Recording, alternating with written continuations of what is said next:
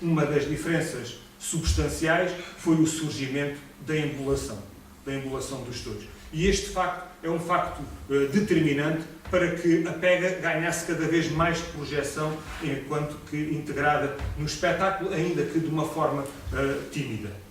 Curiosamente, e também é curioso que a embolação não surge nesta altura, segundo o Dr. Fernando Teixeira, num curioso livro que ele escreveu, ele revela que o surgimento da embolação dos touros pressupõe e vem no seguimento de uma história amorosa, ainda no ano de 1600 e tal, quando Dom Pedro II ainda reinava, ao que consta ele por uma questão amorosa, porque ele gostava de lidar a cavalo, gostava de pegar touros, mas estava já casado em segundas núpcias com Maria Sofia de Neuburgo. Essa nobre tinha uma ascendência diferente, vinha do norte da Europa e não partilhava o mesmo gosto, nem compreendia a tauromaquia desta forma. E ao que consta, sofria pelo marido por enfrentar os touros e gostar de pegar os touros. De modo a que ele continuasse a fazer uma atividade que tanto gostava, mas também que não corresse tantos riscos. O que é que acontece? Ela pede que pelo menos os touros começassem a ser embolados. E ao que parece, e segundo reza alguns historiadores portugueses, dizem que, ao fim e ao cabo, a embolação dos touros, o ato do embolar, surge no decurso desta história amorosa entre Dom Pedro II e Maria Sofia de Neuburgo.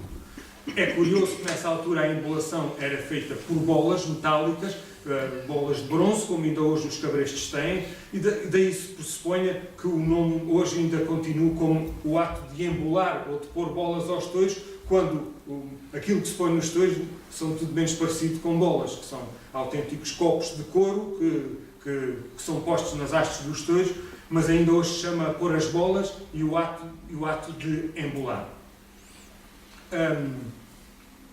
Nesse percurso que os forcados fazem, que a pega faz, que os grupos de forcados fazem, leva-nos a um outro ponto determinante e a outra data marcante que surge já no século seguinte. Já vou para o século XX. 1915. E já todos perceberam o que é esta data. 1915 é o ano da data da fundação do Grupo de Forcados Amadores de Santarém. E escolho-a por ser realmente um referencial, escolho-a pelo facto do Grupo de Santarém ter completado o ano passado 100 anos de existência, fato único na história mundial, um grupo de forcados amadores chegar à bonita idade de 100 anos.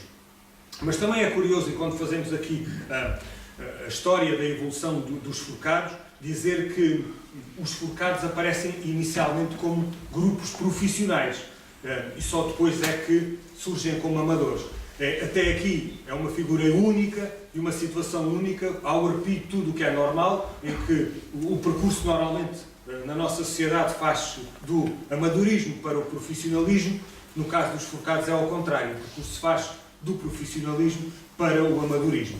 Os forcados existiam anexados às praças de touros, tinham o nome do cabo, era o grupo de forcados do André Letra, o grupo de forcados do Joaquim da Esquina, do Calha, não tinham ainda o nome como agora, não tinham nomes como hoje, eram grupos de forcados que estavam anexados a praças de touros, havia o grupo de forcados da Praça do Campo de Santana, o grupo de forcados da Praça do Campo Pequeno. Isso depois, mais tarde, começam a ter o nome das terras. 1870, o grupo de forcados profissionais de Riacho, grupos profissionais, surgem muitos, e depois surgem então os grupos de forcados amadores. E como é que surgem os amadores? Surgem por ocasião das corridas de beneficência, em que, obviamente, não havia rendimentos ou vencimentos a serem distribuídos, e então o que acontece é que quem tomava parte naquilo não recebia. Ao não receber, eram amadores. Só que isto começa a pegar, começa a proliferar esta moda e os grupos de forcados amadores vão ganhando terreno e, em detrimento disso, os grupos profissionais vão ficando para trás. Carlos Patrício Álvares, também Chauvet, diz que talvez o último tenha sido no ano de 1952, os profissionais de Lisboa, mas que já vêm tido algum apagamento no século XX. É curioso que o forcado, mesmo com esta evolução que tem, nos inícios da nossa tauromaquia, embora seja uma figura tipicamente portuguesa, não tinha a importância, nem pouco, nem mais nem menos, que tem hoje em dia. Só para vos lembrar um facto curioso, na própria inauguração da Praça de Touros do Campo Pequeno em Lisboa, no ano de 1892, já a pega estava integrada no espetáculo, os forcados não constam do cartel. Ainda assim sabe-se que existiram pegas, que os forcados tiveram um desempenho até que ficou conhecido, o forcado Carlinda, que fez uma grande pega, assim assado. Há registros e há histórias e há crónicas que contam isso, mas no cartel a figura do forcado não consta.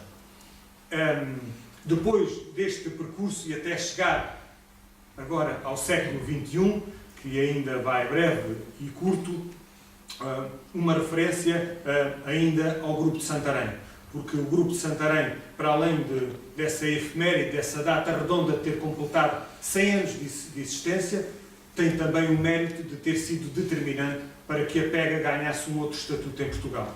A pega tornou-se mais artística com o Grupo de Santarém, fez uma diferença substancial, que nos primórdios a pega era feita ao sopé, à meia volta, o forcado aparecia com o touro de volta, o touro voltava-se e a pega dava-se.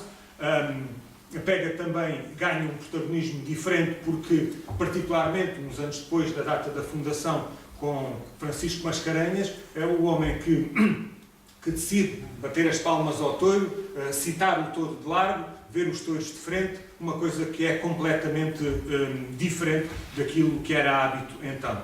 Para além disso, na pega de Cerneilha também o Grupo de Santarém é determinante e dá um forte impulso à pega de Cerneilha, mas também não só na parte artística como na parte do grupo em si.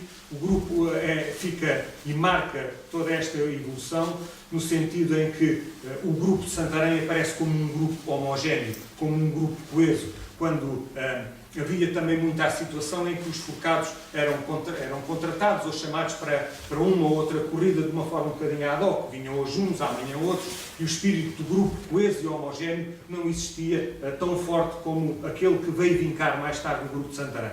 Mas também é um equívoco pensarmos que o Grupo de Santarém é o pioneiro dos grupos amadores, que não é verdade. Muitos registros existem. Em 1903, o Grupo de Forcados Amadores da Moita era amador. 1905, todos sabemos, é a data de fundação do Grupo de Forcados Amadores do Ribatejo. Portanto, não é o mais antigo. É aquele que tem a maior longevidade, a mais longa atividade, que completa e completou exatamente 100 anos.